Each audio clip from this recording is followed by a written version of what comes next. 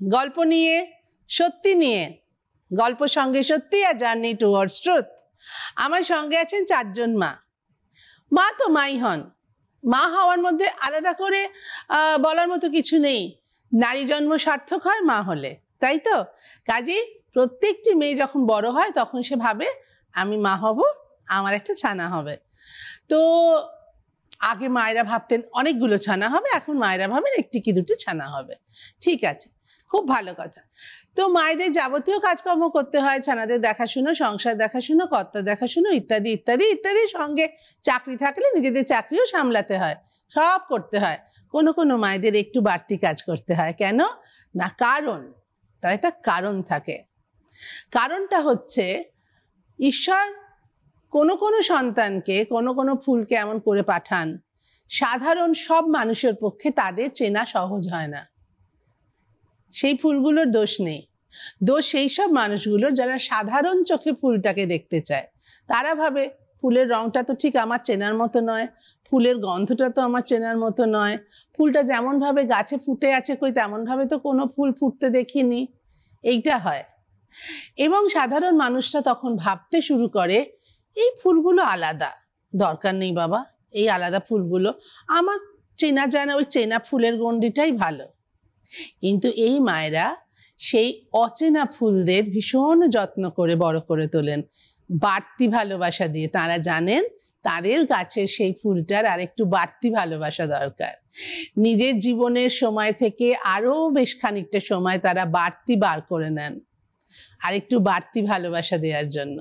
ঠিক তেমনই 4 জন মা আছেন আজকে আমাদের আড্ডা ঘরে। আর আমাদের আজকের টপিক আমরাও পারি। আকাশ আমায় শিক্ষা দিল উদার হতে ভাইরে, কর্মী হবার মন্ত্র আমি বায়ুর কাছে পাইরে। পাহাড় শিখায় তাহার সমান, হই যেন ভাই মৌন মহান। খোলা মাঠের উপদেশে দিল খোলা হই তাইরে। আমার সঙ্গে আছেন 4 জন মা। সেই 4 জন মায়ের সঙ্গে আগে সবার পরিচয় করিয়ে দিই। একেবারে আমার বাঁদিকে আছেন, আমি হলাম শ্রীরূপা ঘোষ। কোথা থেকে এসছো? আলিপুর থেকে। আলিপুরে থাকো? হ্যাঁ। কি করো শ্রীরূপা? আমি এখন আমার হাজবেন্ডের বিজনেস আছে, তো ওটাতে আমি ওনাকে সাহায্য করছি। তাকে সাহায্য করছো? হ্যাঁ। কয় সন্তান তোমার? আমার দুই সন্তান। ঠিক আছে, বাকি গল্প পরে শুনবো। এবার আমার সঙ্গে আছে, নমস্কার, আমার নাম অঞ্জনা নিয়োগী। আমি বেহালা চৌরাস্তা থেকে এসেছি।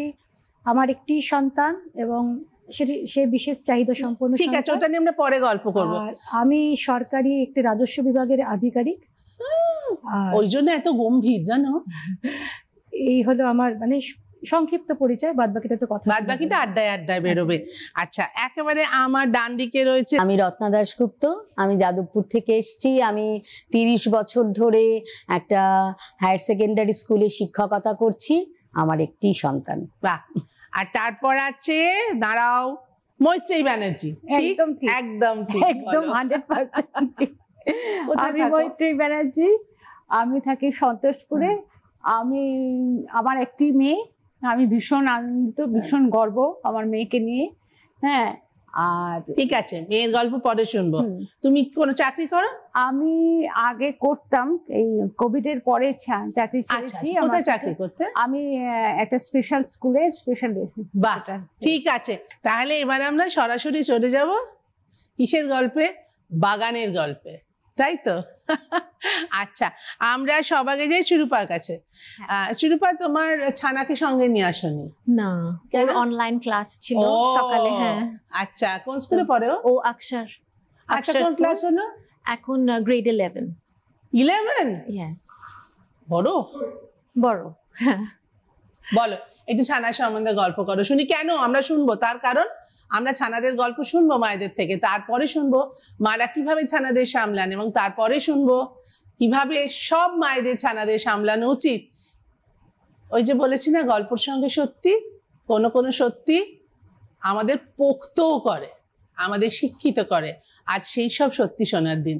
বলো শিরূপা। হ্যাঁ, তো আমার ছেলের জন্ম হয়েছে আবুধাবিতে, ইউএই। টুইন?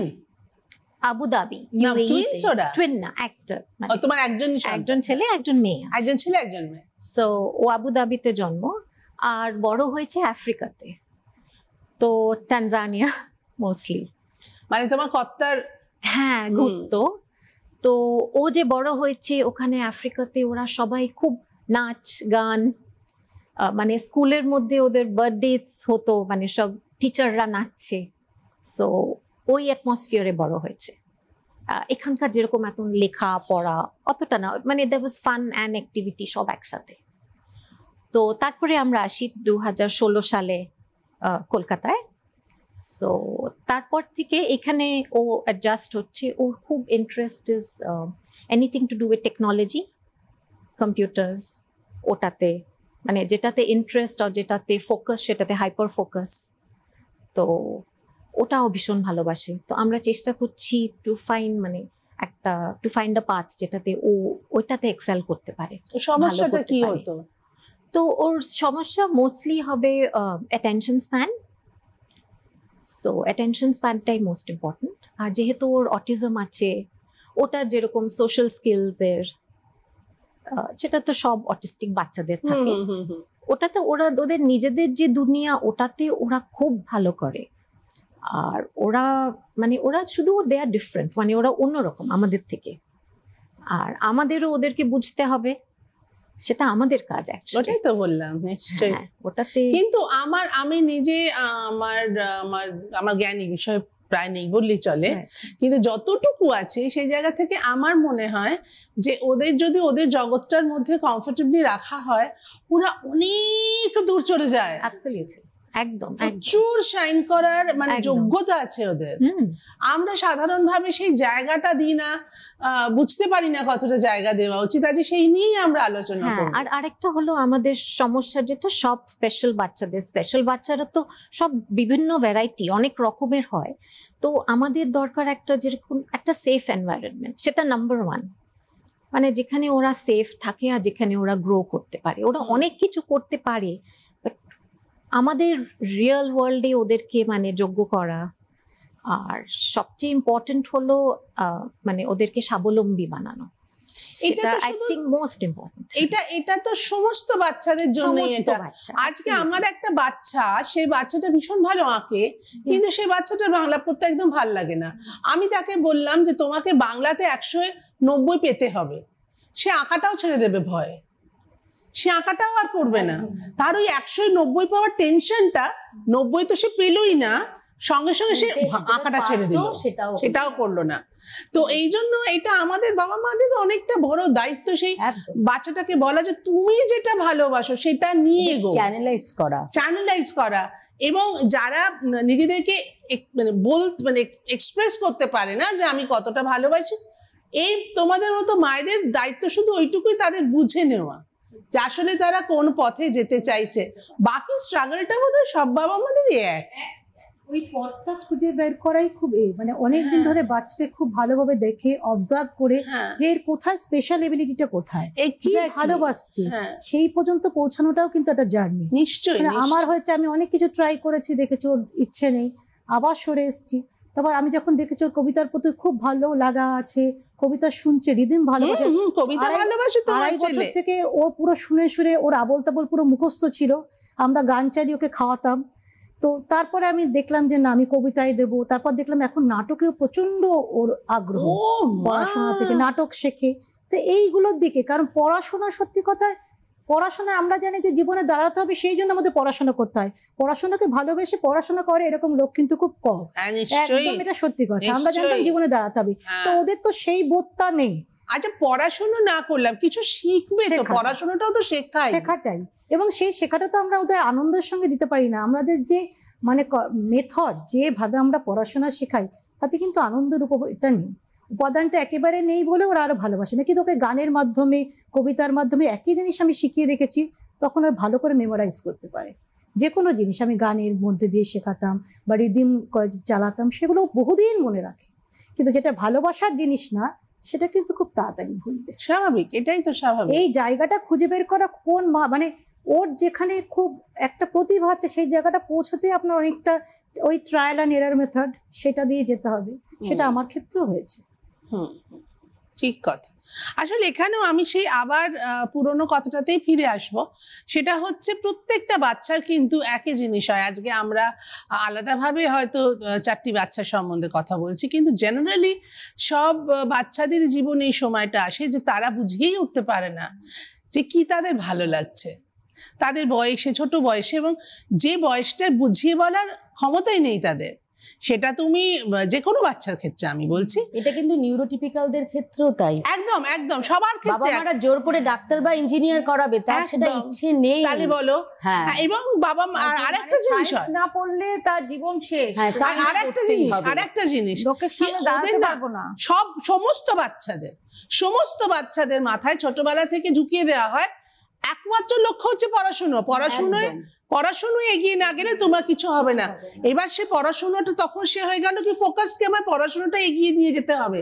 তার যে এক্সট্রা ক্যারিকুলার অ্যাক্টিভিটি করার ক্ষমতা, আজকে সে পড়াশুনো করলে হয়তো একটা সাধারণ গ্রাজুয়েট হবে, একটা সাধারণ MA হবে, MSc করবে, MCom করবে, হোয়াট এভার ইট, হয়তো সে খুব সাধারণ একটা স্টুডেন্ট হবে, মিডিওকার। কিন্তু তার যদি এক্সট্রা ক্যারিকুলারের উপরেই আমরা জোর দিতাম, তাহলে অনেক অল্প বয়সেই কিন্তু সে 8-5টা বাচ্চাকে ছাপিয়ে অনেক বেশি শাইন করতে পারতো। সেটা সমস্ত বাচ্চাদের ক্ষেত্রে এক। উল্টো দিকে আছেন জানি অনেক মায়েরা, অনেক বাবারা, শুনুন, শোনা খুব দরকার। আরো অনেক অনেক কথা নিয়ে, এই মায়েদের গল্প নিয়ে এবং তার সঙ্গে আরো কিছু সারপ্রাইজ নিয়ে চলে আসছি। ব্রেকের পর কোথাও যাবেন না, দেখতে থাকুন গল্প সঙ্গে সত্যি, A Journey Towards Truth।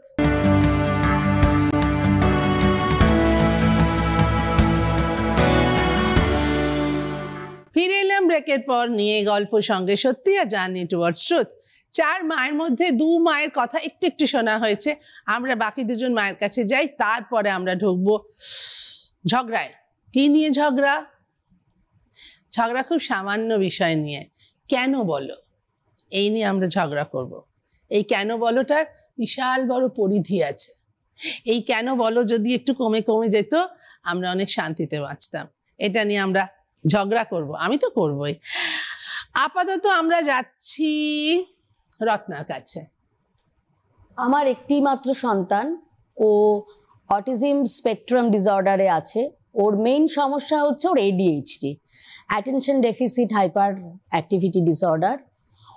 ও যখন ছোটবেলায় ধীরে ধীরে বড় হতে শুরু করলো, ওর সবই লেট ডেভেলপমেন্ট। ও দাঁড়াতে পারতো না, কথা বলতে পারতো না, মানে 3 বছর বয়স থেকে বলা যায় ওর জীবনটা শুরু হলো। 3 বছরের আগে পর্যন্ত ওর সবই ওর অন্যের ওপরে নির্ভরশীল। ওকে কোলে করে নিয়ে ঘুরতে হতো, ও ইঙ্গিতে করে কথা বলতো। কিন্তু তখনই আমি দেখতাম, যেহেতু আমি আবৃত্তি চর্চা করতাম বহু বছর ধরেই, আমি দেখতাম আমি যখন ওকে বীরপুরুষ ছড়াটা বলতাম, ও তখন পুরো ছড়াটাই উইথ এক্সপ্রেশন, কিন্তু কথাও বলতে পারে না, করে পুরো ছড়াটা ও বলতো। তখন থেকেই আমি আর আমার হাজবেন্ড ঠিক করেছিলাম যে ওকে এই দিকটাতে আনতেই হবে। তারপর যখন ধীরে ধীরে ডায়াগনোসিস হলো যে ও আর সবার মতো নয়, একটু আলাদা, এটা মানতে প্রথমে আমার অসুবিধে হয়েছিল, যেটা বেশিরভাগ ক্ষেত্রেই হয়। বাবারা মেনে নিতে পারে না, মারা তাড়াতাড়ি মানে। আমার বাড়ির ক্ষেত্রে উল্টো হয়েছিল, আমার মানতে অসুবিধে হয়েছিল। কিন্তু ওর বাবা বলেছিল, দেখো আমরা যা পেয়েছি, এটা আমাদের গিফট, উপহার হিসেবে আমরা যা পেয়েছি তাকে আমাদের এগিয়ে নিয়ে যাওয়াটাই দায়িত্ব।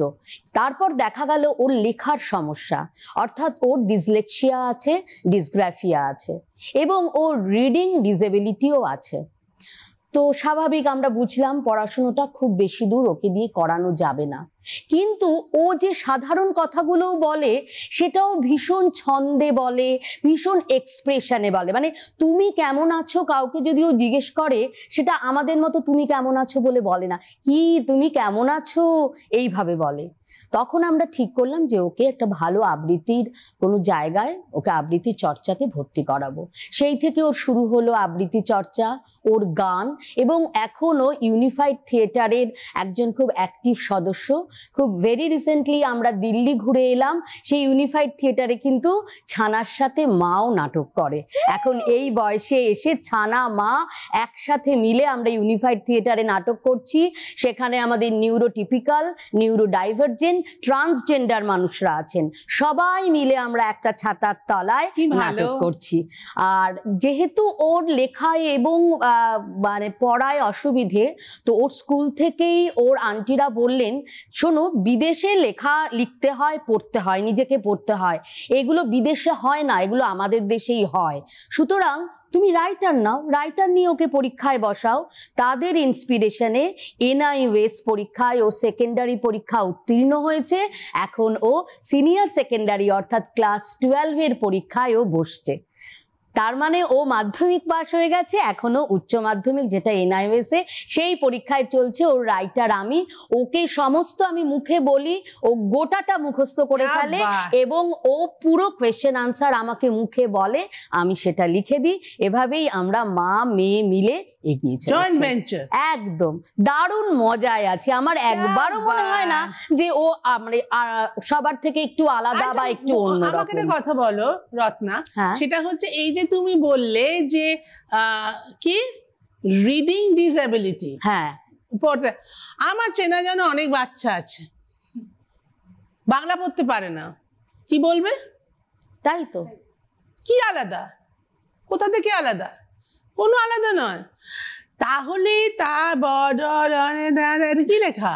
হয়তো লেখা আছে সব সময়, সব সময় মানে কি? ওটা সব সময়, হ্যাঁ সব সময়, তাই তো। All same. এইভাবে ভাবলে কিন্তু ব্যাপারটা অনেক সহজ হয়ে যায়। এইভাবেই ভাবতে হবে, এইভাবেই ভাবতে হবে। আমরা কেন এইভাবে ভাববো না? আমরা এইভাবেই ভাববো। আমরাই যদি ভাবি যে ওরা স্পেশাল নয়, একদম, হ্যাঁ, তাহলে কিন্তু আমরাই বলতে পারি যে কিচ্ছু স্পেশাল নয়, আমরা সবটাই পারি। ওই যে বললাম আমরা পারবো না কেন? আমি ওটাই বললাম মৈত্রী, সেটা হচ্ছে আমরা বুঝতে পারি না বলে আমরা ওদের সরিয়ে রাখি। একদম। অক্ষমতা কাদের? আমাদের অক্ষমতা। আমার সামনে যে ছোট্ট ফুলের মতো বাচ্চাটা এসে একটা কথা বলবে, হতে পারে তার কথা বলার ভঙ্গি আলাদা, তার বোঝানোর ভঙ্গি আলাদা। আমার চেনাগণ্যের মধ্যে সেটা পড়ছে না বলে আমি তাকে সরিয়ে দেবো একপাশে। আর সবচেয়ে বড় কথা, নরমালটাকে ঠিক করেছে, নরমালের ক্রাইটেরিয়া কি? আমরা সবাই একটা সুতোর উপর দিয়ে হাঁটছি, সুতোর এদিক আর সুতোর ওদিক, ওইটা মাপকাঠিটা ঠিক করবে কে, যে কোন দিকটা ঠিক আর কোন দিকটা ভুল? মৈত্রী। আমার মেয়ে শ্রীময়ী ব্যানার্জি, তা ওকে দেখলেও তো বোঝা যায় না, আর প্রথম থেকে আমরা খুব একটা বুঝতে পারিনি, তবে বুঝতে পেরেছিলাম সবটাই লেটে লেটে লেটে, ওর দাঁত ওঠা, হাঁটা, চলা একটু বুঝতে পেরেছিলাম। একটু বুঝতে পেরেছিলাম, পারতাম, যেহেতু আমি স্পেশাল এডুকেটর আবার তার সাথে আইডেন্টিফাই করেছো, খানিকটা বুঝতে পারতাম। কিন্তু তার সাথে যখন ও মানে আমি নাম করছি না, এখানে কলকাতার এক খুব বড় ICSC বোর্ডে ও চান্স পেয়ে গেল, ওখানে 7 অবধি পড়ার পর মানে প্রত্যেকটা লেভেলে পড়তে ওর অসুবিধা হতো, আমি ওকে ছোট ছোট ছোট ছোট করে করে করে করে করে করতাম। কিন্তু ওখানে তো ICSC বোর্ডে ভালো স্কুলে 90% নাম্বার না পড়লে তো হবে না, 60% নাম্বার নিয়ে কেন ওরা রাখবে? ওদের স্কুলটাকে ওরা কেন ক্ষতি করবে? তা ওরা তখন করলো কি, বললো যে না, আমরা 7 অবধি ওকে রেখেছি, আর আমরা রাখতে পারবো না, আপনি এবার ওকে নিয়ে যান। কোন স্কুল? মহাদেবী বিড়লা শিশু বিহার, সেখানে পড়তো। আচ্ছা দেখো, আমি একটা কথা বলি, এই স্কুল ভাবলো আমার এই স্টুডেন্ট 60% 65%-এর উপর পাচ্ছে না, নাম্বার নিতে পারছে না, তো আমার স্কুলের জন্য উপযুক্ত নয়, আমার স্কুলের স্ট্যাটাস, নাম্বার, গ্রেড নষ্ট হয়ে যাবে, সেই জন্য মাকে বলা হলো সরিয়ে নিয়ে চলে যাও।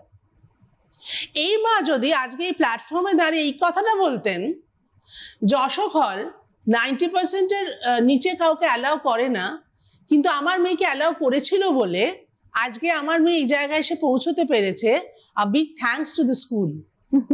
তখন স্কুলের মানটা বাড়তো, অনেকগুলো 90%কে নিয়ে স্কুলের মানটা বাড়লো। এই যে বললাম আমাদের দেখাচ্ছ, আমরা বড় একপেশে ভাবে দেখি। ওই স্কুলের বডি, অর্গানাইজিং বডি, তারা ভাবলেন কি 90% পাচ্ছে না বলে কম, আর এই 60%কে নিয়ে যদি তারা চলতেন, তাদের সম্মান, তাদের গর্ব, অহংকারে তাদের বুক ফুলে যেত। সো লুজার কে? অশোক হল। দায়িত্ব নিয়ে বললাম, বলো। আচ্ছা, তারপরে ওরা বলল যে শিয়ালদা লোরেটো যেখানে আছে সেখানে, আপনি পারমিশন দিলেন বলে আমি সব কথা আজকে বলতে পারছি। নিশ্চয়ই বলো। হ্যাঁ, লোরেটো স্কুলে আপনি নিয়ে যান, ওখানে একটা স্পেশাল ইউনিট আছে।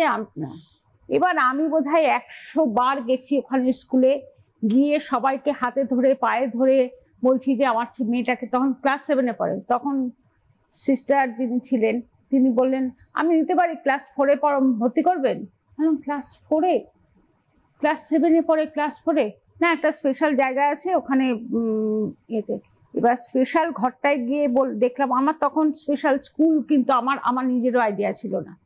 হ্যাঁ, আমি দেখলাম একটা ঘর, বাথরুম তার মধ্যে, সেখানে গাড়িগুলো থাকে, একটা ছোট্ট ঘর, সেখানে 10-12টা মেয়েকে ওখানে বসে আছে। সে মেয়েগুলোর কিছু জানেও না, যারা নাকি রিটায়ার করে গেছে সেই সব একজন টিচারকে এনে রেখেছে, তারা কিচ্ছু জানে না, কিচ্ছু পারে না, কিচ্ছু যায় না। আমি প্রত্যেক দিন ওকে শিয়ালদা স্কুলে নিয়ে যেতাম, নিয়ে গিয়ে সেখানে আমি কম্পিউটার থেকে সমস্ত পড়া নিয়ে যেতাম, নিয়ে গিয়ে ওদের দেখিয়ে দিতাম যে এটা পড়াবেন, এটা পড়াবেন, এটা পড়াবেন করে। যখন 2 বছর মতো এরকম দৌড়ি করছি, কি করব দিশেহারা তখন তো। হ্যাঁ, তখন কি করব করে ভাবছি। তখন যখন ও অশোক হলে পড়ে, তখন কিন্তু ওর একজন স্পেশাল এডুকেটর রেখেছিলাম, চন্দ্রিমা বলে, যে নাকি নোবেল মিশনের টিচার। চন্দ্রিমার প্রথম স্টুডেন্ট ও, এবং চন্দ্রিমা এখনো বলে, মৈত্রীদি তুমি কি করে করেছিলে, ওকে ফিজিক্স, কেমিস্ট্রি, বায়োলজি পড়িয়েছিলে আমার জানা নেই। হ্যাঁ, যা সেই করে আমি ওকে আমি করতাম কি, সারাদিন বসে বসে, তখন আমার কোনো কাজ নেই, সারাদিন ছোট ছোট করে ওর মতো করে 1 লাইন 2 লাইন কোয়েশ্চেন তৈরি করা। কারণ ও প্রথম যখন কোয়েশ্চেন পেলো, ও জানেই না কোয়েশ্চেন কি করে লিখতে হয়, ও পুরো কোয়েশ্চেনগুলোই খালি লিখে দিয়ে চলে এসেছিল খাতায়। আচ্ছা, তারপরে বললে ভালো লাগবে, সবারই ভালো লাগবে, এখন কিন্তু ও 12 পরীক্ষা দিচ্ছে। 12-এর একটা পার্ট দেওয়া হয়ে গেছে, ক্লাস 10 হয়ে গেছে এবার, এবং 80% পেয়ে ও কিন্তু হ্যাঁ, ও দেবাঙ্গনা, ও সব একসাথেই, ওদের দুজনের কন্যাই এখন আবার খুব বলতে আরো ভালো লাগছে যে ওরা 2 বাবাই কিন্তু একসাথে একই সঙ্গে স্কুলে যেত, বাড়িগঞ্জ কনভেন্টে। এর থেকে মজার কিছু হয় না। তবে এখন আমার মেয়ে নাচ করতে পারে, গান করতে পারে, সিনথেসাইজার খুব ভালো বাজায়। হ্যাঁ, কারণ ওর তো ভয়টা ভেতর থেকে বেরিয়ে গেছে। ভয়টা, যেটা ওই যে ভয়টা থাকলে কিছু হয় না, ভয়কে জয় করে ফেলেছে তো। হ্যাঁ, ও অলকানন্দা রায়ের সুযোগ্য স্টুডেন্ট, সৃজনা মুকুটের কাছে ও 4th ইয়ার পরীক্ষা দিল নাচে। কটা বাচ্চা পড়াশোনার সঙ্গে এত কিছু করতে পারে? আচ্ছা, নাটকে কিন্তু ও ফার্স্ট, নাটকে ওদের স্কুলের একটা ইয়ে হলো, কার্নিভাল হলো, তাতে কিন্তু ও সরস্বতী হয়েছিল, রত্নাকর মানে কোরক ছিল সেখানে। যাই হোক, ওরা ও ইয়ে হয়েছিল, নাটক করছে, ইয়ে করছে, নোবেল মিশনে একটা। তোমার মেয়েটা সত্যি স্পেশাল। হ্যাঁ, আমি খুব গর্বিত আমার মেয়েকে। তোমাদের সবার ছানাপুনারা সত্যি স্পেশাল। আমি আমার মেয়েকে আজকে দেখো, আজকে আমি অন্য কোনো মা তো আসতে পারিনি, আমরা 4 জন এসেছি। কেন? সবার হয়ে বলবে বলে না, আমরা স্পেশাল, আমাদের স্পেশাল মা, আমরা স্পেশাল বলে। তবে ওদের জন্য তো আমরা আসতে পেরেছি। আজকে যদি আমার মেয়েরা না হতো তাহলে আমি আসতে পারতাম। এই হচ্ছে মা। একদম, মা কাকে বলে? এদের মা বলে। হ্যাঁ, ওই দিনগত পাপক্ষয়ের মতো না চাইতে সন্তান চলে এলো, আর সেই সন্তান যদি আমার মনের মতো, সমাজের মনের মতো, পরিবারের মনের মতো না হলো, আমার মনে হয় আমরা রোজ হাসি, আমরা একদিন কেঁদেছি কিন্তু আমরা রোজ হাসি। এবং তোমাদের হাসির উৎস তোমাদের সন্তানের, একদম আমরা তোমাদের সন্তানদের জয়, তোমাদের হাসির মধ্যে কোনো প্যাচ নেই। ওদের মধ্যে সবথেকে কি জানো, ওদের মধ্যে কোনো প্যাচ নেই। ওরা যে আমাদেরও ভালোবাসে, নিখাত ভালোবাসে। এখনকার ছেলে মেয়েদের মতো না যে পাবো বলে মাকে ভালোবাসছি, সেই জিনিসটা আমরা পাচ্ছি, কিন্তু ওদের থেকে নিখাত ভালোবাসা। খুব ভাল লাগছে শুনে। আমরা আরো অনেক অনেক গল্প শুনবো, দর্শকদের সঙ্গে অনেক কিছু শেয়ার করব, কিন্তু এখন এই 4 জন স্পেশাল মাকে 4টে স্পেশাল চা খাওয়াতে ইচ্ছে করছে, সেই জন্য আমরা একটা টি ব্রেক নেব। আর আপনারাও চট করে চলে যান, চা বানিয়ে নিয়ে চলে আসুন, টিভির সামনে চায়ের কাপটা হাতে নিয়ে বসুন।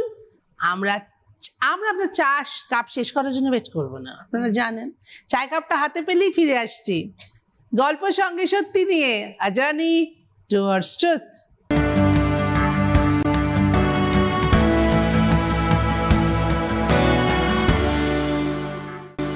ফিরে এলাম নিয়ে গল্প সঙ্গে সত্যি, আ জার্নি টুয়ার্ডস ট্রুথ।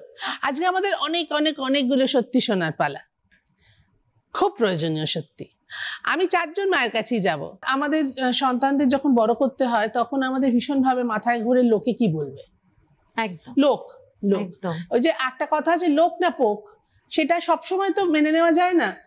আমাদের মতো কোনো মা হয়তো পারে ধুত্তর, কিন্তু সেটাও বলে উঠতে পারা যায় না সব সময়। তো সব সময় মাথায় ঘুরে, আচ্ছা সমাজ কি বলবে, অন্যান্য মানুষরা কি বলবে, কিভাবে ফেস করব, কে কি চোখে দেখবে। একটা কিছু ভুল কাজ করে ফেললে, একটা কিছু অন্যায় যদি করে ফেললো, তখনই মনে হবে যে এবার তো আন্ডারলাইন হয়ে গেল, এবার তো আর ওকে ভালো চোখে কেউ দেখবে না। তো এরকম নানা রকম ভাবনা চিন্তার মধ্যে দিয়ে তো মায়েদের চলতে হয়, বাবাদের চলতে হয়। তুমি আমাকে বলো শিরূপা, তোমরা তো অনেকটা সময় বাইরে থেকেছো, হ্যাঁ, তখন তো ওর মোটামুটি সমস্যাগুলো এক্সপোজড একদম। তো ওই সমাজ এবং এই সমাজ কিভাবে ওকে নিয়েছে, তুমি কোনো পার্থক্য দেখো এই নেওয়ার দৃষ্টিভঙ্গিতে, এবং তোমরা কি ফেস করেছো? যেটা প্রথম হার্ডল ছিল ওর স্পিচ ডিলে, বাচ্চাদের মানে কথা বলতে টাইম লেগেছে, মানে আফটার 3-4 ইয়ার্স। সো যখন 4 বছর অবধি বাচ্চা কথা না বলতে পারে, তো কিভাবে এক্সপ্রেস করবে, তখন বিহেভিয়ার ওয়াইজ প্রবলেমস হয়। ওরা বলতে চায়, বলতে পারে না, এখনো মানে এক্সপ্রেস করতে পারে না, নট ইন মানে যেইভাবে চাইছে সেইভাবে করতে পারে না। সো ছোটবেলা খুব প্রবলেম হতো, মানে একদম বাচ্চাবেলা। বাট যেটা আফ্রিকাতে ছিল, ওরা বাচ্চাদের ভীষণ ভালোবাসে, আর ওরা নাচ গান এসবের মধ্যে থাকে। তো ওটার মাধ্যমটা ওর কাছে সহজ ছিল এক্সপ্রেস করার জন্য। হ্যাঁ, মানে ও নাচ গানটা ওটাতে ওরা খুব বাচ্চাদের ভালোবাসে, ওরা বাচ্চাদের এমব্রেস করে। এখানে বিকজ আমাদের হতে পারে আমাদের পপুলেশন এত বেশি, কম্পিটিশন বেশি, একটা স্কুলে এতগুলো বাচ্চা, তো মানে ওরা মানে যত বেস্ট অফ দ্য চিলড্রেন তারাই তো চান্স পায় না, সব বাচ্চারা তো চান্স পায় না। আর আমাদের বাচ্চারা টুয়ার্ডস দি এন্ড কি হয়, ওদের কোন স্কুলে যাবে সেটাই সমস্যা হয়ে যায়। এখন এই বাচ্চারা আর কেপেবল, ওরা রেগুলার স্কুলেও ফিট ইন করতে পারছে না, ওদের যেটা মেইন প্রবলেম আমাদের, রেগুলার স্কুলেও ফিট ইন করতে পারছে না। বাট অন্যদিকে ওরা তো একদমই নট দ্যাট ওরা একদম স্পেশাল স্কুলে যাবে, ওরা হাফ এ হাউস। তো সেরকম স্কুল আমাদের এখন দেশে নেই, আমি বলবো প্রায় বলতে গেলে নেই। তো অক্ষরে ও যায়, সো ওটাতে দেয়ার আর কাপল অফ সেকশনস আছে যেখানে ওরা আই থিঙ্ক আফটার ক্লাস 6 ওরা স্পেশাল চিলড্রেনদের ওই NIOS পরীক্ষাটা ওরা যায়। সামাজিকভাবে কিছু সমস্যা ফেস করতে হয়েছে? সামাজিকভাবে হ্যাঁ, অনেকে তো ফার্স্ট অফ অল এটা তো বুঝতেই পারে না, লোকে ডিসেবিলিটিটা কিভাবে দেখে, যে একদম হাঁটতে পারছে না, চলতে পারছে না, বাট এটা অনেক সময় একটা ইনভিজিবল বলে, মানে দেখা যাচ্ছে না, বোঝা যাচ্ছে না, বাট প্রবলেমটা আছে। তো সেটা আস্তে আস্তে আরো ওটা দিন দিন বোঝা যায়। আর ওদেরকে আমাদের সবচেয়ে ইম্পর্টেন্ট হলো ওদেরকে একটা ওটা কোপিং মেকানিজমটা শেখাতে হয়, মানে কিভাবে তোমার যখন রাগ হবে তখন সেটা কিভাবে ট্যাকল করবে, তো সেটাও আমি শেখাতাম। সেটা তুমি শিখেছো আগে? আমি আমার ছেলেকে শেখাতাম। না তুমি কি করে শেখাতে? তুমি কি জানতে এই ব্যাপারে না আগে তোমাকে শিক্ষিত হতে হয়েছে? আমাকে শিক্ষিত হতে হতো, ওই মানে তোমাকে আমরা আগে বই জানতে পড়তাম, হয়েছে। হ্যাঁ বই পড়তাম, হ্যাঁ, অনেক রকমের বিহেভিয়ারাল জানাতে চাইছি হ্যাঁ সাধারণ মানুষ। ABA বলে একটা আছে, অ্যাপ্লাইড বিহেভিয়ারাল অ্যানালিসিস। ওটা অনেক ক্ষেত্রে ইট হ্যাজ বিন পপুলার, কাজও করেছে কাজও না করেছে, বাট এইগুলো পড়লে মানে কিভাবে হ্যান্ডলিং দ্য চাইল্ড, ওদের তো মানে যে কন্ডিশন সেটা তো কোনোদিন চলে যাবে না, বাট ওরা কিভাবে ওটাকে ম্যানেজ করবে, ওদের সিমটমস আর ওদের ইস্যুস গুলো, এটা আমাদের সবার ক্ষেত্রেই আছে। আমরা যখন আপসেট হয়ে যাই আমরা কিভাবে সেটাকে হ্যান্ডেল করি, তো সেগুলো ওদের মেল্টডাউনস হয়, তো সেটা কিভাবে হ্যান্ডেল করবে, চুপচাপ বসবে কি ওকে অনেক সময় চেপে ধরতে হবে, কোনটাতে ওর ভালো লাগে, তো সেটা আস্তে আস্তে ওদেরকে শেখাতে হচ্ছে সবকিছু। ওরা যত ওদেরকে এগুলো শেখানো হবে স্পেশালি বিহেভিয়ার ওয়াইজ, ততই ওরা বেটার, ওদের পক্ষে খুব ভালো। পড়াশোনা তো আলাদা, পড়াশোনাতে আমি একদম ইম্পর্টেন্স দিই না। এই যে সমাজে মানে আমরা যত ওদেরকে শেখাবো দ্য গুড ম্যানার্স, কিভাবে তুমি বসবে কথা বলবে, ওটা হতে পারে অন্য বাচ্চাদের থেকে আমাদেরকে বেশি শেখাতে হয়, তাহলে ওরা সমাজে ওরা একটু ব্লেন্ড ইন করতে পারবে। রোজ শেখাতে হয়, হ্যাঁ রোজ শেখাতে হয়। আমাদের একটাই হলো যে যাদের এমনি যারা আমরা নর্মাল বলি বা অন্য যে বাচ্চাদের মাদের একবার শিখিয়ে দিলেও হয়ে গেল। বেগ টু কন্ট্রাডিক্ট, আমার দুটো ক্লাস 12 সামনের বছর হায়ার সেকেন্ডারি, রোজ বলতে হয় জামা কাপড়টা কেন ওখানে ফেললি সরা, আবার চটির জায়গায় রাখলি না সরা, আবার তো লিপ বাম হারিয়ে গেছে কোথায় গেল খোঁজ, রোজ বলতে হয়। আচ্ছা আমি আরেকটা কথা বলতে চাই যে আমাদের বাচ্চারা কিন্তু অনেক বেশি ওয়েল বিহেভড, আপনি ওদের ইনস্ট্রাকশন দেবেন ওরা শুনবে বসবে। আর এখন আমাদের সোকল নিউরোটিপিক্যাল বাচ্চা তারা তো এইটা সেখানে কিভাবে ওদের সাথে বিহেভ করবে। তোমার যে এমপ্যাথি, আমরা যে বলি যে স্পেশাল চাইল্ডদের প্রতি empathy, where is empathy? Empathy খালি ওয়ার্ডে আছে, কাগজে আছে, বইয়ে আছে, কিন্তু কারোর মধ্যে তো দেখি না। আমরা কেন তথাকথিত যারা নর্মাল নিউরোটিপিক্যাল বাচ্চা বাবা মারা কি শেখায় এরাও সমাজের অংশ, তোমরা এদের সাথে ভালোভাবে মেশো, এদের এমপ্যাথি নিয়ে মেশো, কোথায় সেটা? তাহলে তো সেটা একটা পেরেন্টিং হলো না, হয়ে আসছে কি রকম bad parenting is very important point. পেরেন্টিংটা ভীষণ সবথেকে কি এখন নয় লোকে আমাদের নিজেদের সন্তান বলে আমরা নয় জেনেছি, কিন্তু একটা সত্যি একদম সত্যি কথা, আমাদের মারাও কিন্তু বলেছে এই বাজে মেয়েদের সাথে কেন মিশছিস রে, ভালো মেয়েদের সাথে মেশ। ভালো আর বাজেটা কে ঠিক করে দেবে? কিসের ভালো কি? এই ও ক্লাসে 2-3 বার ফেল করেছে, সেই মেয়েটার সাথে তুই গিয়ে গল্প করছিস? আরে সে ফেল তার মানে তার ডিসেবিলিটি আছে বলে, আমি চোখে দেখতে পাই না বলে আমি চশমাটা পরেছি, আমার নেই, আমার ডিসেবিলিটি নেই। আমাকে কোনো ক্যারেক্টারে কেউ যদি বলে যে তোমার কিন্তু এটা চশমা থাকবে না, আমি পারলে তো পায়ে পড়ে যাই, ওরে আমি দেখতে পাই না চশমা ছাড়া, আমি তো হাতড়ে যাবো, হাতড়াবো। হয়তো এটা আসলে সেই হচ্ছে মুশকিল। আমরা আসলে নিজেরাই জানি না কোনটা কে বাজে কে ভালো, হ্যাঁ কোনটা ঠিক কোনটা ভুল।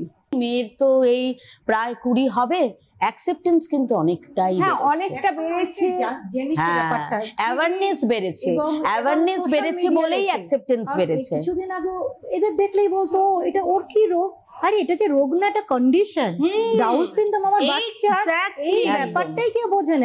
এটা যে রোগ না, এটা যে শুধুমাত্র থেরাপি, এর কোনো ওষুধ নেই, সেটাই লোককে ডেকে ডেকে বলতে হয়। আচ্ছা ওয়েট, এখানে আমি একটা কথা বলি, কেন বলছি কথাটা সেটা বলছি। আমি যখন খুব ছোট যখন সবে হাত দিয়ে খেতে শিখেছি, তখন সবাই আমায় বলতো আমি অ্যাবনর্মাল।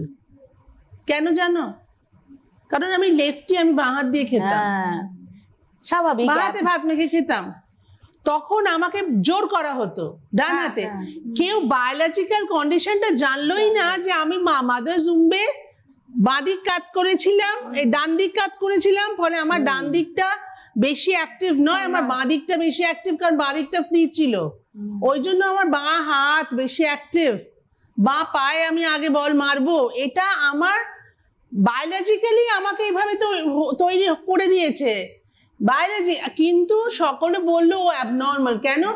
অন্য যেহেতু ডান হাত দিয়ে খায়, ও খায় না। এটাই তো জোর হয়, করা, ওই যে জোর করে তখন বাবা মারা। আমার হয়েছে তো, আমাকে এমন জোর করেছে, আমি তো তোতলা হয়ে গেলুম। সে কি স্ট্যামারিং এর ঠেলা, সে মানে কথা বলতে পারছি না, আটকে আটকে আটকে আটকে, সে কি অশান্তি, কেউ ধরতে পারছে না। তারপর ডক্টর বিষ্ণু মুখার্জি উনি আমার মাকে বললেন, খবরদার যদি দেখি চোখে জোর করতে, ছেড়ে দাও ওকে, ওর মতো, ও যেটা পারার ও সেটা পারবে, ও যেটা পারার নয় সেটা পারবে না, একদম জোর করবে না। আর নর্মালের মাপকাঠি কি, সেই মাপকাঠি কে ঠিক করবে? এটাই তো আসল কথা, কে ঠিক করবে নর্মাল ব্যাপারটা কি? নতুন একটা সিনেমা হয়েছে, সেখানে কিন্তু এই কথাটাই বলেছে, সবকা আপনা আপনা নরমাল, নরমালটা আলাদা, আপনা আপনা নরমাল। একদম, এটা দারুণ, খুব সত্যি কথা। নরমালসি এক একজনের কাছে এক এক রকম। আজকে আমার জীবন আমি আমার মতো করে মনে করছি, এটা আমার কাছে স্বাভাবিক, আমি চলছি। আর একজন এসে বললো, আমি যেহেতু মনে করি এটা স্বাভাবিক, তোমাকে এই পথে চলতে হবে, সেটাই আমি কেন চলবো না?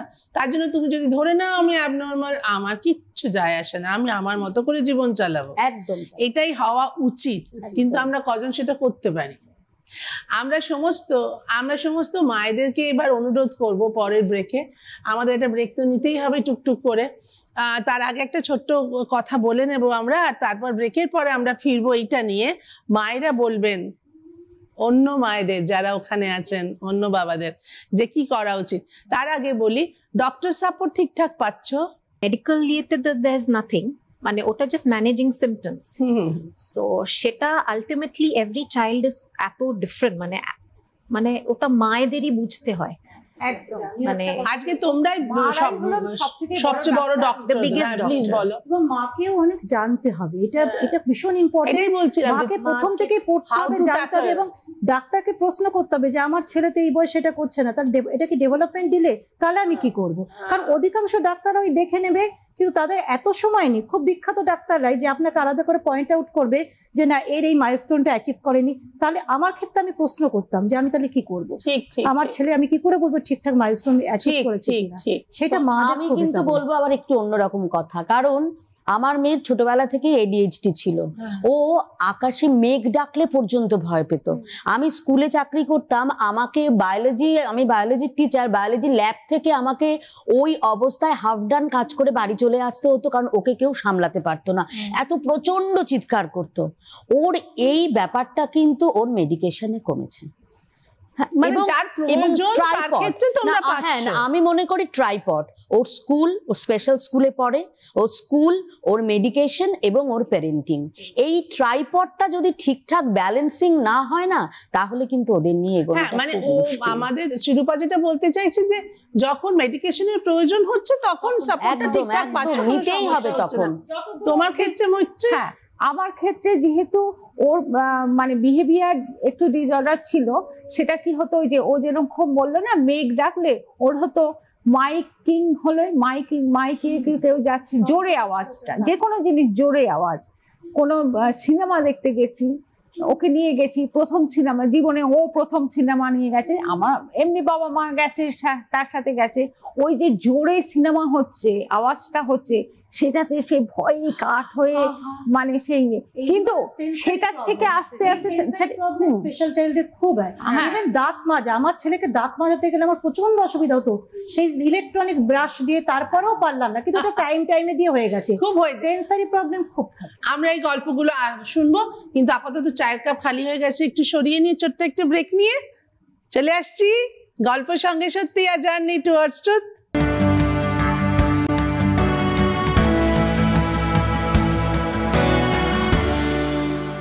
ফিরে এলাম নিয়ে গল্প সঙ্গে সত্যি, আর জার্নি টুয়ার্ডস ট্রুথ। টেবিল পরিষ্কার হয়ে গেছে, এবার মন পরিষ্কারের পালা। যারা যারা ভাবেন ইস কেন একরকম নয়, কেন আমার জানার মতো নয়, ওকে সরিয়ে দিই, সেই সব মানুষদের উদ্দেশ্যে আজকে এই মায়েরা কিছু বলবেন, মন দিয়ে শুনুন। সবচেয়ে প্রথম হবে বাচ্চাদের আত্মবিশ্বাস, ওটাকে আমাদেরকে এনকারেজ করতে হবে।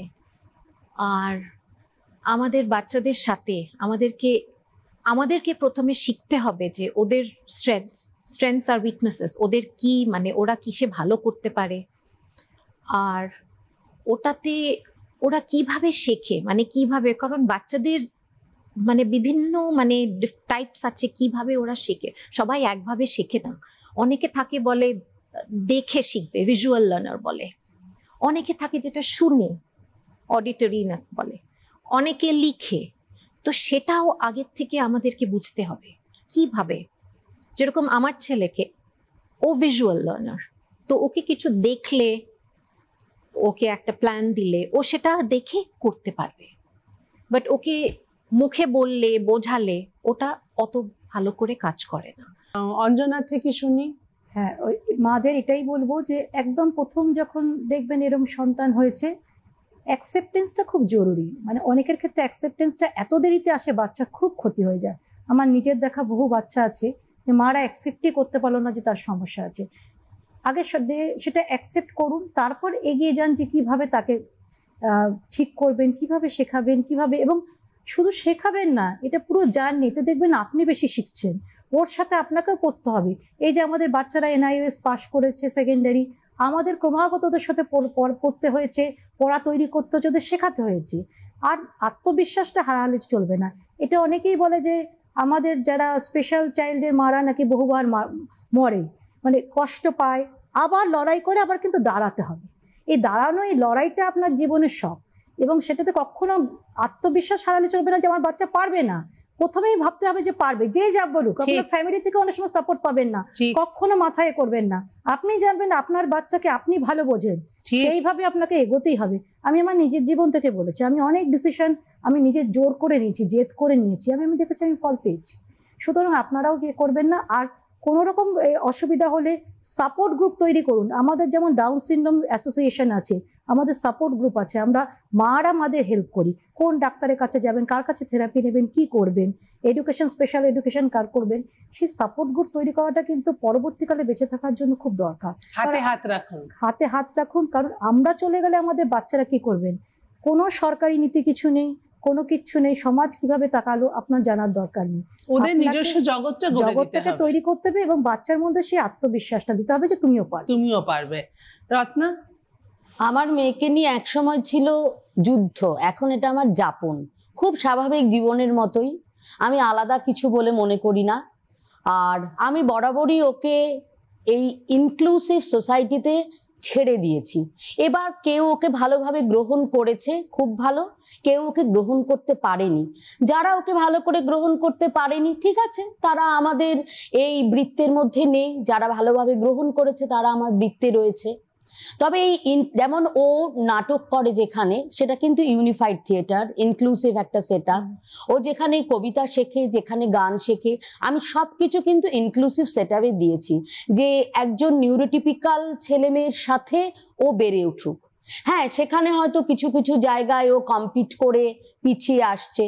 ওকেও তো জানতে হবে যে হার বলেও একটা জিনিস আছে। সবসময় আমাকেই সবাই ভালো বলবে, আমাকে সবাই তারিফ করবে নয়, ওকে আমি একদম না হারতে শিখলে একদম এইটা আমি ভীষণ ভাবে মনে করি যে কখনো সিম্প্যাথি না, ওকে সবাই এমপ্যাথির চোখে দেখুক। আহারে ও এইরকম, ও ডিফারেন্টলি এবলড না, ওর হ্যাঁ এটা অসুবিধা আছে, তোমার নেই, তুমি সব পারো। তুমি কি সবকিছু করতে পারো? তুমি যেমন সবকিছু করতে পারো না, ও তেমনি ঠিক মতো লিখতে পারে না, কিন্তু ও যে কত কিছু মনে রাখতে পারে, এই পজিটিভ দিকটা ওর আছে। তুমি কি ওর মতো অত কিছু মনে রাখতে পারো? খুব সত্যি কথা, সমাজ কি বললো আই ডোন্ট কেয়ার, কারণ আমি জানি আমার মেয়েকে নিয়ে আমার এগোতে হবে। আমার যুদ্ধটা আমার নিজের, আমার একদম। আর এক সময় এটা আমার যুদ্ধ ছিল, এখন এটা আমার যাপন। ঠিক কথা, আমি একদম এভাবেই এগোবো। মৈত্রী? আমার মেয়েকে নিয়ে কোনো ঝামেলা নেই। ও ওর মতো বাঁচুক, ওর মতো আনন্দে থাকুক, ওর মতো ও চলুক। তবে সমস্ত মাদের বলবো যে ডে 1 থেকে যদি বোঝা যায় যে ওর মধ্যে কোনো অন্য রকম আপনারা দেখছেন যে অসুবিধা হচ্ছে বা কিছু, ডে 1-এই যেন একজন ডাক্তারের কাছে সঙ্গে সঙ্গে চলে যান। কারণ আমি এই কদিন আগেই একটা জায়গায় গেছিলাম, ওর ফর্ম ফিল আপ করতে গেছিলাম 4th ইয়ারে। সেখানে অন্য একটা নাচের স্কুলে গিয়ে সেখানে সব লিখছি, আমি করছি। এক ভদ্রমহিলা এলো, এসে বললো যে আমার মেয়েকে এরকম নাচ শেখাবো, এই করবো, ও খুব চঞ্চল প্রকৃতির, তবে কিন্তু ওর কোনো রোগ নেই। হ্যাঁ, তা আমি না লিখছি তো, কানে এগুলো কথাগুলো গেলে কেমন একটা ইয়ে হয়। তা আমি বললাম রোগ নেই মানে কি বলছে, না ওই যে সব থাকে না, মানে স্পেশাল বাচ্চা নয় কিন্তু। তা আমি বললাম ওই স্পেশাল বাচ্চাটা না কোনো রোগে হয় না, ওটা ওর একটা অবস্থা। আপনি না কোনো ভালো ডাক্তারের থেকেও আপনি নিজেকে একটু ডাক্তারের কাছে নিয়ে যান, মেনে নেওয়াটা, এই মেনে আপনি নিজে একটা কোনো ডাক্তারের কাছে যান। আমারও তো অনেকটা শিক্ষা হলো। দুটো কথা বলবোই, সে আপনাদের ভালো লাগুক চাই না লাগুক, আপনারা গ্রহণ করতে পারুন চাই না পারুন। সব আগে যেটা আমি শিখলাম সেটা বলি, যেটা ওরা 4 মায় মিলে আমাকে শেখালো, স্বীকার করতে শিখুন, মেনে নিতে শিখুন। একদম। এবং আমার নিজের মনে হয় আমার চারপাশের মানুষজনদের দেখে, আমার পরিবারে না হোক অন্য কোনো পরিবারে পরিচিত জনদের মধ্যে, ম্যাক্সিমাম মা বাবারা একটা কথা বলেন, আমার বাচ্চা এরকম আমি ভাবতে পারছি না। তখন তাদের কাছে কোনটা বড় হয়ে যায় জানেন? আমিত্বটা।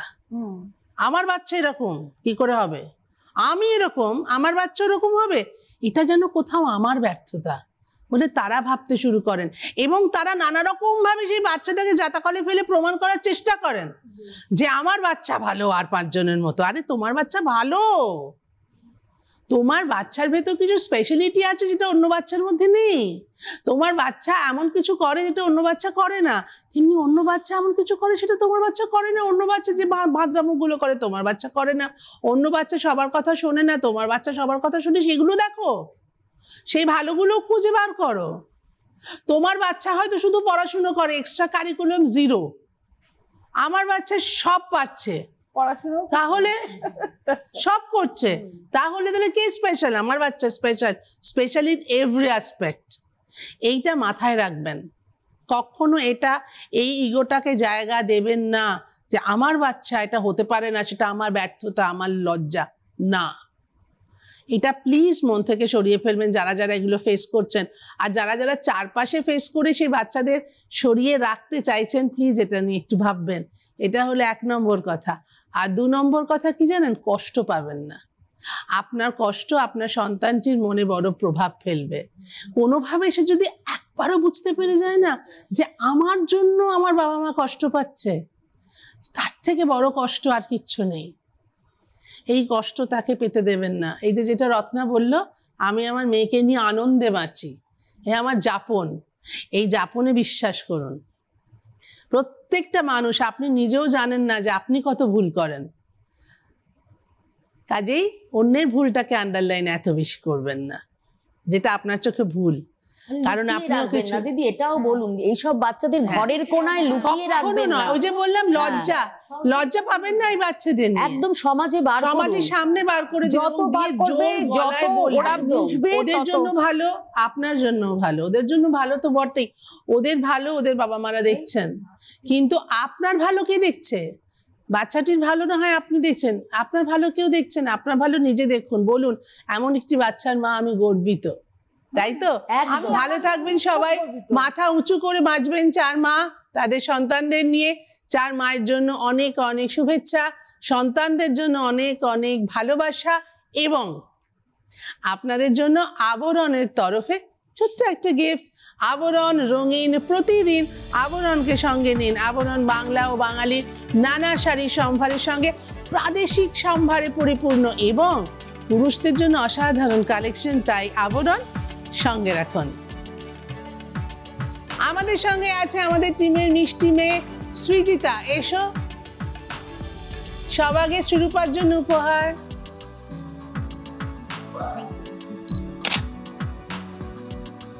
অঞ্জনা,